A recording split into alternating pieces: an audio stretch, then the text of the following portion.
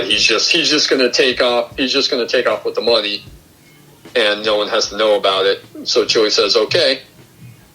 And Ray goes to leave the hotel, and there's a really funny scene, or not a scene, just the bit that Farina does when he's out on the curb waiting for the cab. Is the cab is maybe 10 feet away from him, and he walks up to the curb, and he stands there, and he snaps at the cab driver to get him to drive the cab 10 feet up the street so that Ray can get in it. So he just kind of snaps his finger. He's like, come on. And then the cab starts coming up, and it's almost like he's annoyed that the cab is taking so long to go that 10 feet to pick him up. Did you notice that? Yeah. He goes out there, he's just like, hey, come on. He couldn't walk the 10 feet to the cab, and he had to have the cab come to him. So he gets in the cab, and he says, hey, take me to the airport. He goes to the airport, is walking through everything, is too dumb to see the setup, to see the DEA agents waiting. And so he goes to the locker, goes to open it, and then we cut to someone saying, hey, Ray, and Ray turns around, and it's Harvey Keitel. And I believe Harvey Keitel is uncredited. Yes. In the film, but he's playing Ray Barboni in the film version of Chewie's story. So he's Ray Barboni. He goes to shoot. Martin Weir is playing the Chewie Palmer role, and whatever Martin hits, he goes to pull the trigger, and instead the magazine falls out of the gun. So they cut. There's another uncredited cameo, I believe, from Penny Marshall. Yeah, as the director. Yeah, as the director of the film. And then she cuts. It turns out that, they've been having trouble all day. It's going to take them forever. Harry's sitting there saying, oh, we got to wrap up for the day.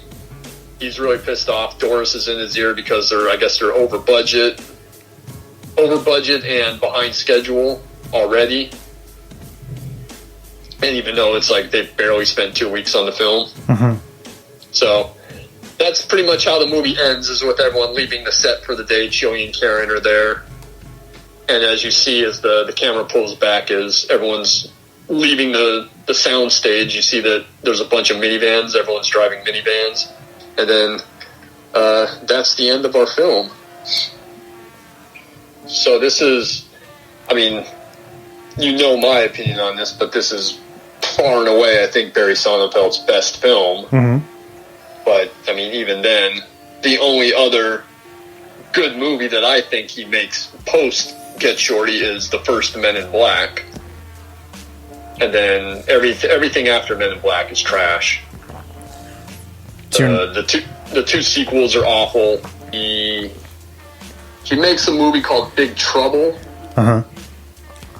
which I think was delayed because it was about it was a comedy, but there was a stolen nuclear bomb was part of the plot, and it was delayed because this was it was supposed to come out, I believe, the fall of 9/11 or the fall of 2001, but being around 9/11, I think they delayed it because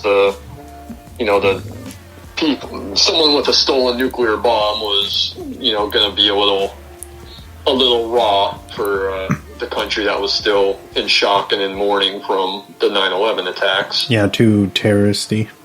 Yeah, and a lot of movies got delayed in the wake of that.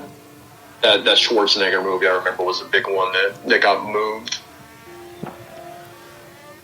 But Big Trouble is okay. I think Farina reunites with them on that. I think Rene Russo is in that as well. But I don't remember a fucking thing about the movie. I barely remember it. And it wasn't that great. But like I said, the two Men in Black sequels are terrible. Yeah, I can't. And I don't remember them. But yeah, the first one, I think I agree with you with that. It's that's a solid film. Yeah, the first one's good. The first one's good. Will Smith is great in it. Tommy Lee Jones is a really good straight man. Vince D'Onofrio is incredible. The performance and the acting that he does in that movie, especially the body acting that he does in the movie, is fantastic. And it's a funny movie. But it's, the second one was really bad, and the third one is awful. Even though it's got some good actors in it, it's bad. I don't think he does a whole lot of movies anymore. I don't remember the last movie he made. It might have been that second Men in Black sequel. Yeah, I think he did a lot of the series of Unfortunate Events episodes. The Netflix show.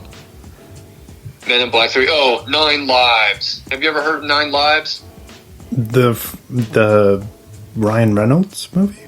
No, it was...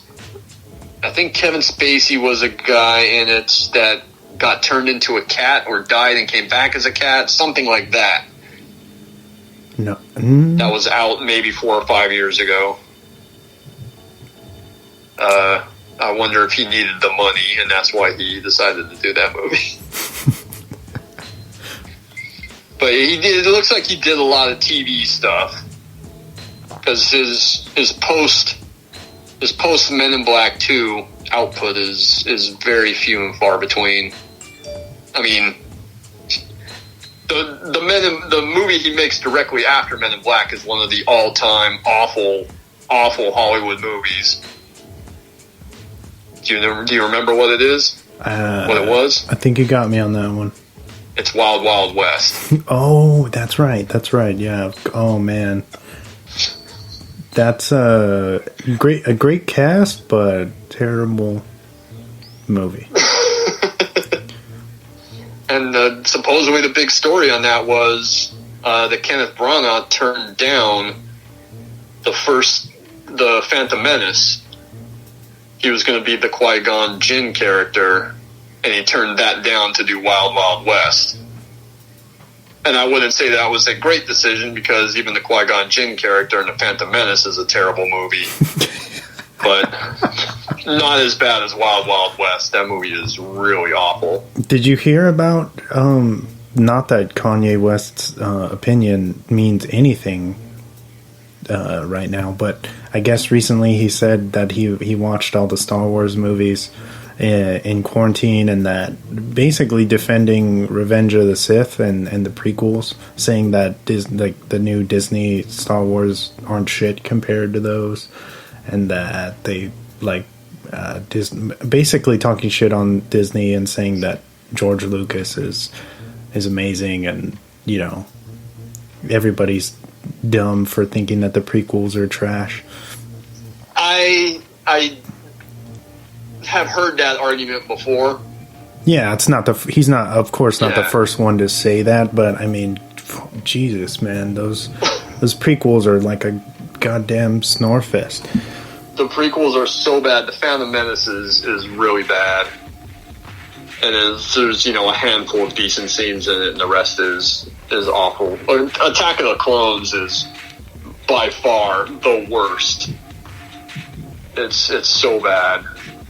And I know a lot of people try to defend Revenge of the Sith, but that's a bad movie too.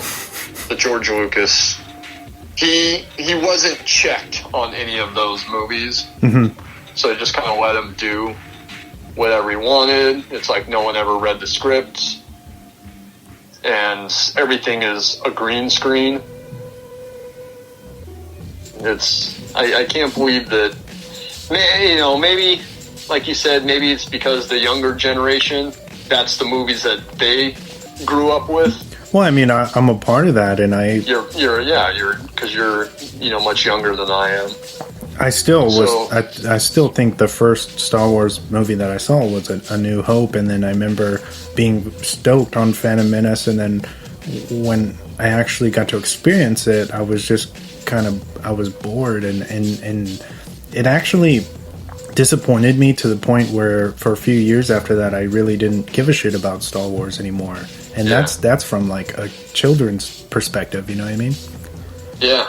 And I mean, from my perspective, it was you know, when they re-released the original trilogy in theaters in the late '90s when I was wrapping up high school, that was huge because, yeah, like the trailer for it made a point of it that for a lot of us that was the only way we had ever really experienced Star Wars was on TV. Yeah, you know, watching on the TV screen because we were too young to see them in the movie theater. I was old enough to see Return of the Jedi, but wasn't born obviously when Star Wars came out, and was barely 6 months old, 7 months old when I think Empire Strikes Back came out. But yeah, a lot of us, in my age group, really only knew Star Wars from watching it on TV. So when the movies came out in the theater, that was huge, and you know there were lines around the block to see Star Wars in the theater because we had never really experienced it like that before. And then when they said, "Hey, we're making new ones," and even when that first trailer for The Phantom Menace came out, like we were super excited because it was, "Hey, there's new Star Wars movies coming out. This is going to be so awesome," and we were so fucking disappointed when we actually got to see them because they're terrible. The what makes the original trilogy work, and we could spend 3 more episodes on this, and I won't waste everyone's time here. But what makes the originals work so well is beyond the first one, beyond the original Star Wars, George Lucas wasn't as involved with the other two as he is with the prequels. He didn't write the scripts for them. He may have had the story idea, but he didn't write the scripts. He did not direct them. And I think that's why they work so much better. And you can say the Return of the Jedi isn't that great, and I'm not going to fight you on it, but it's much better than any of the prequels. Yeah. Fight me on that. Star Wars fanboys. But as far as Barry Sonnenfeld goes, he doesn't make another good movie after Men in Black. And Get Shorty is by far his best movie. And then I was shocked to read that after the movie was done, I think before it really debuted, he didn't care for it. He thought that it was a bad movie. Really? Yeah. Yeah, and I'm thinking, how could you think that? First of all, it's fantastic, but you also went on to make Wild Wild West, and you thought Get Shorty was a bad movie? I'm looking at its budget. Was a $30 million movie. And it cleared over 100? Was it 115? Maybe? 115 worldwide. It does about, where is it, 72 million in the U.S., so it more than doubles its budget, which is good. I wish it was a bigger hit. We talked about this at the top of the show. Yeah. But, you know, it opens up 10/20/1995, like we talked about, you know, a little over 25 years ago from this exact date. And it was number one at the box office for 3 weeks straight. So that's got to be saying something. I don't know what movies it was up against in those 3 weeks. What else opened up in that time period? But it's number one until it gets beaten by the second Ace Ventura, which is awful. When Nature Calls, is that the subtitle for that? Yeah, When Nature Calls, which only has one good scene in it, and that's when when the rhino basically gives birth to him. That is funny. Everything else in the movie is trash. I wish, because I think if Get Shorty opened 10 on October 20th, and it was number one for 3 weeks, and then Ace Ventura opens up.